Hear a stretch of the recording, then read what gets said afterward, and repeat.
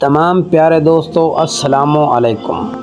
تو جی دوستو، آج ہم بات کریں گے صحابہ کرام میں سے ایک صحابی کی جس کا نام حضرت ابو بکر صدیق رضی اللہ تعالیٰ عنہ ہے۔ حضرت ابو بکر صدیق رضی اللہ تعالیٰ عنہ سچائی اور قربانی کی روشن مثال ہے۔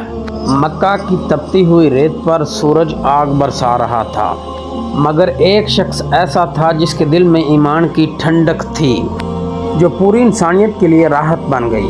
نبی کریم صلی اللہ علیہ وآلہ وسلم کے سب سے قریبی ساتھی، پہلے خلیفہ اور اسلام کے سچے محافظ حضرت ابو بکر صدیق کا اصل نام عبداللہ بن عثمان تھا۔ آپ قریش کے معزز خاندان بنو تیم سے تعلق رکھتے تھے۔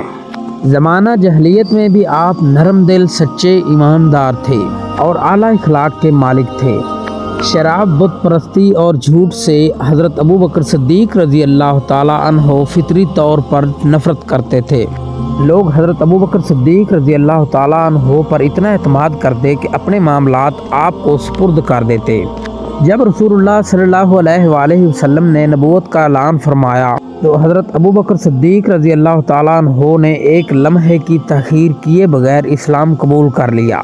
نہ کوئی سوال نہ شک، بس سچ کو پہچان لیا۔ اس لیے رسول اللہ صلی اللہ علیہ وآلہ وسلم نے حضرت ابو بکر رضی اللہ عنہ کو صدیق کا لقب عطا فرمایا، یعنی سب سے زیادہ سچ ماننے والا۔ حضرت ابو بکر صدیق رضی اللہ تعالیٰ عنہ کی کوششوں سے کئی صحابہ اکرام اسلام لائے، جن میں حضرت عثمان رضی اللہ تعالیٰ عنہ، حضرت عبد الرحمن بن عوف رضی اللہ تعالیٰ عنہ، حضرت زبیر بن عوام رضی اللہ تعالیٰ عنہ اور حضرت طلحہ رضی اللہ عنہ جیسے نام شامل ہیں۔ اسلام کے ابتدائی دور میں مسلمانوں پر بدترین ظلم کیے گئے۔ حضرت ابو بکر صدیق رضی اللہ تعالیٰ عنہ نے اپنا سارا مال اللہ کی راہ میں لوٹا دیا۔ آپ نے حضرت بلال رضی اللہ عنہ کے سمیت کئی غلاموں کو خرید کر آزاد کروایا۔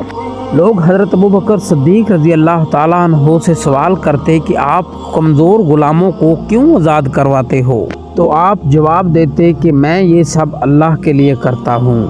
جب رسول اللہ صلی اللہ علیہ وآلہ وسلم نے مدینہ ہجرت کا فیصلہ کیا تو اللہ نے آپ صلی اللہ علیہ وآلہ وسلم کو حضرت ابو بکر صدیق رضی اللہ تعالیٰ عنہ کی رفاقت عطا فرمائی۔ غار ثور کا منظر آج بھی ایمان کو تازہ کر دیتا ہے۔ جب دشمن غار کے دہانے تک آ گئے، حضرت ابو بکر صدیق رضی اللہ عنہ گھبرا گئے، مگر اپنی جان کے لیے نہیں، رسول اللہ صلی اللہ علیہ وآلہ وسلم کے لیے۔ نبی کریم صلی اللہ علیہ وآلہ وسلم نے فرمایا حضرت ابو بکر سے کہ غم نہ کرو، اللہ ہمارے ساتھ ہے۔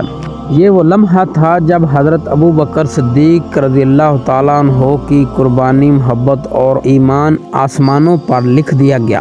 مدینہ پہنچ کر بھی حضرت ابو بکر صدیق رضی اللہ تعالیٰ عنہ آپ صلی اللہ علیہ وآلہ وسلم کے ہر لمحہ ساتھ رہے۔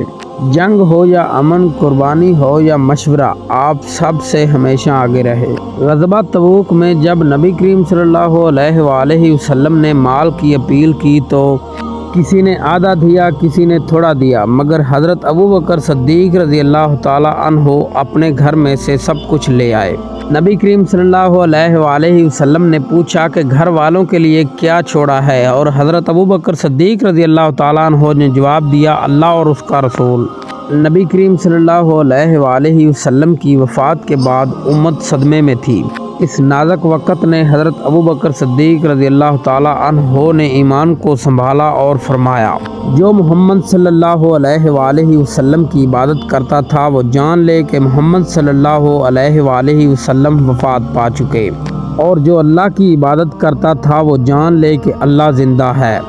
آپ خلیفہ بنے مگر عاجزی کے ساتھ فرمایا کہ میں تم میں سب سے بہتر نہیں، اگر میں درست رہوں تو میرا ساتھ دو، اگر میں کہیں غلط ہو جاؤں تو مجھے سیدھا کرو۔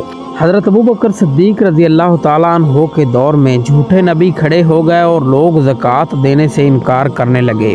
حضرت ابو بکر صدیق رضی اللہ تعالیٰ عنہ نے ڈٹ کر فرمایا، خدا کی قسم، جو زکوٰۃ میں رسی بھی روک لے گا میں اس سے جنگ کروں گا، اور یہی مضبوطی اسلام کو بکھرنے سے بچا گئی۔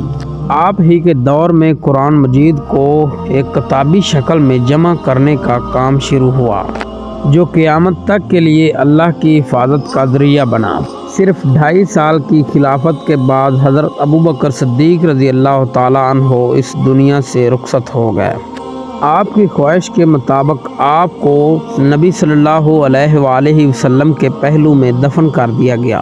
تو جی دوستو، اگر ویڈیو اچھی لگی ہو تو ویڈیو کو سبسکرائب ضرور کر دینا۔ اللہ حافظ۔